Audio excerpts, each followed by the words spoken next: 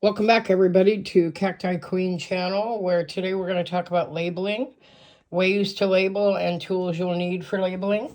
It's pretty straightforward. It won't be too long, maybe 5 or 10 minutes max. So a long time ago, I'm a teacher by trade. I bought a labeler for my classroom. It's honestly one of the best tools I ever bought. I use it pretty religiously with everything. My classroom's pretty organized. Everything is labeled. I teach my students how to use it. It's another piece of technology for them to master. But today I'm using it for labeling all of my plants. So most of the stuff that has come in here, there, everywhere does not have a label on it. But let me explain what I did, because I bought a lot of things off of eBay. Not everything, but a lot of things. So whenever you get with your deliveries a sheet that is actually an inventory, hang on to it. You can use that directly. What I did is, because I don't have a printer at home and I do have one I own in my classroom, I printed out everything that I bought from eBay from a certain date. It's pretty much everything over the last 2 to 3 weeks that I've ordered. And everything, every item, so for instance, let me change there we go. For every item, I know when I got it, when it was delivered, what it was, where I got it in case I decide I need another one. And that will happen with a few things. But not just that, you have to go into the description and you have to decide what you want to put on your label. Like this one's a Graptopetalum pachyphyllum blue bean. I haven't made a label yet for that. I'm probably just going to call it Graptopachy blue bean. I'm going to shorten it. And a lot of these I abbreviate because they're way, way too long. I mean, some of these names are just, this is an easy one. Some of them are just ridiculously long, and they wouldn't even begin to fit on one of your tabbies, which we're going to talk about in a minute. These, one of these plant stakes, they wouldn't be able to fit on. So let's take a look at this one. This is one of my new favorites I have. It's a 3.5 inch. I don't put the measurement on it because it's going to grow. That's where a cactus got me yesterday, just so you know. Always wear your gloves. I was at work and I didn't have any. This is a rainbow hedgehog cactus. And because I know it's a cactus, I'm not going to put the word cactus on the tab. Instead, I just put a rainbow hedgehog, and that one's right here. Okay, and then I always develop a labeling system for when I'm labeling all sorts of plants, whether they're indoor green plants, outdoor plants. My green ones are going to all be cacti, okay? So if it's a green one, I know right away it's a cactus, okay? So the rainbow hedgehog, I'll peel that. That'll go there, and then that will go inside of my, just crashed into something. My rainbow hedgehog. Now, if I want the scientific name, see how long that is? Echinocerius rigidissimus rubrispinus. That's not going to fit. So you have two types of names. You have a name that's your scientific genus names, and then you have the layman's terms title for the plant. So over time, I will learn all of this. But I'm going to be keeping all of this and all my other ones that come from my sellers in a notebook, which I've already set up. I'll punch holes in it and keep them all in there. So if I ever have to go back and I want to know what I ordered and who I got it from and what I paid, so especially when I start selling, I have a record of that, because my ultimate goal is to turn this into a retirement business. And this is the very beginning of that. So I've got my labeler. I've made a bunch of labels, not all of them yet. I'm using green for cacti. I'm using red for anything that was shipped out of the country. I have something I didn't even know it was coming from China. I paid way too much, and that's this little bugger right here, and that thing wants to bite you, let me tell you. It just showed up yesterday.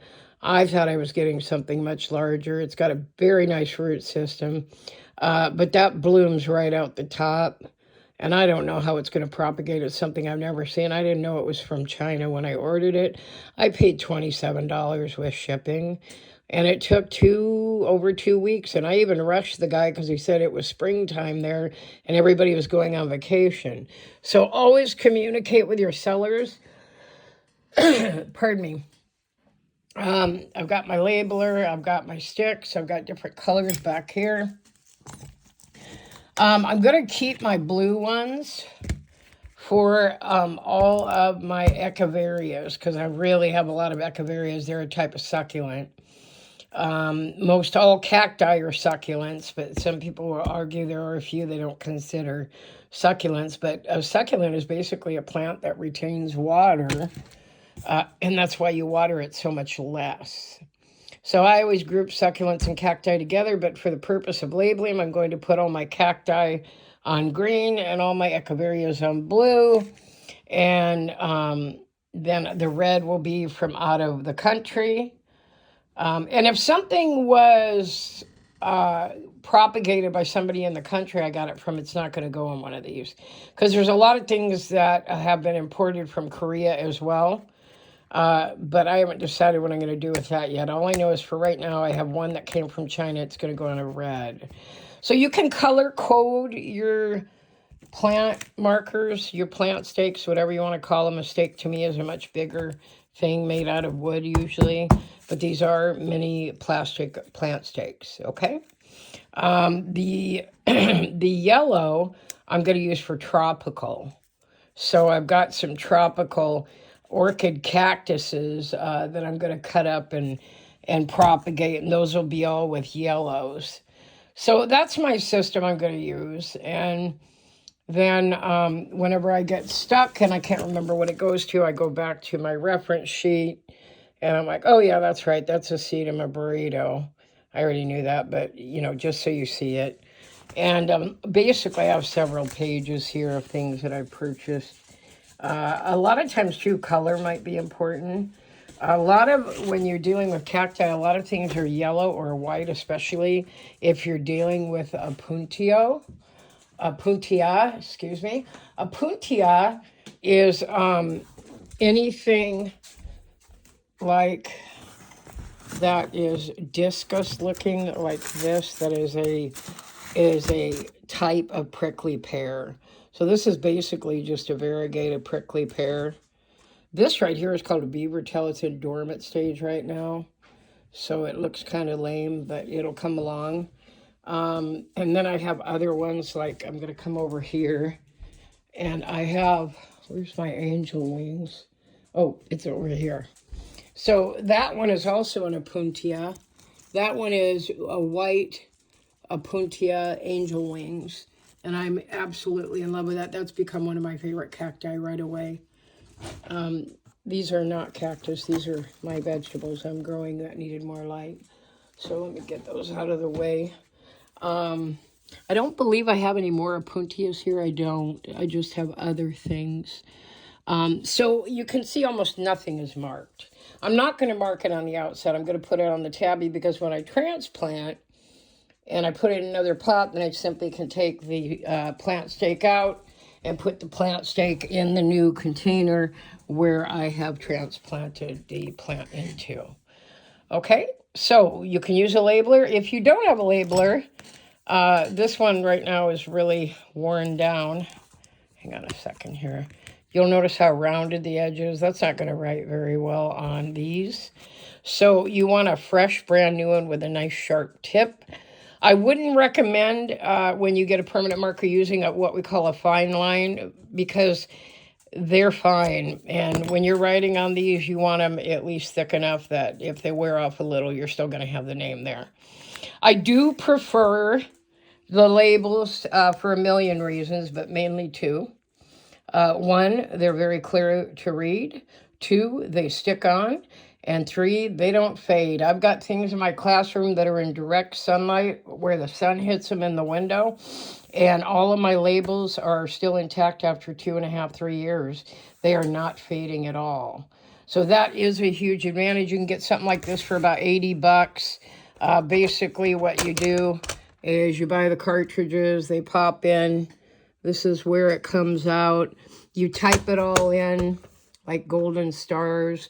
What I do to save tape is I put them closer together, the letters, and then I also type as much as I can in before I cut out really big long ones. So like here's a good example. This changed my font. I couldn't see what I was doing. So you can see how that font's way too big. There's Rainbow Hedge, and that's like twice the length.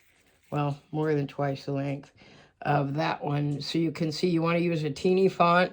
My eyesight's bad, so I like to stick with a 12.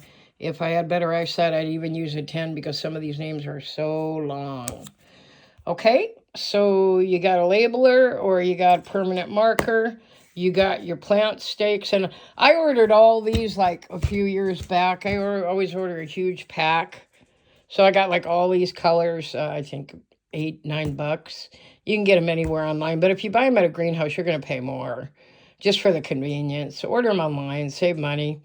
I guess that's it. I'm trying to think if there's anything I've forgotten. Font size is important. Names are important. You know, and if you don't care, because maybe you're not going to turn it into a business like I am, then what you want to do is just slap a name on it if you want it, or if you don't. But I have a lot of different types of cacti. So I really want to label mine because eventually, like I said, I want to propagate and have a full-blown business in retirement. And we'll come back and talk about pots. I'm going to post one on pots. I'm going to post one on drilling holes. And I am going to post one on tools because there is a multitude of types of tools you're going to want eventually. I found the sweetest little kit, and I'll tell you about it in my next video for 10 bucks. Okay? All right. Have fun labeling. Have fun with your plants. Enjoy. And this is Cheryl signing out.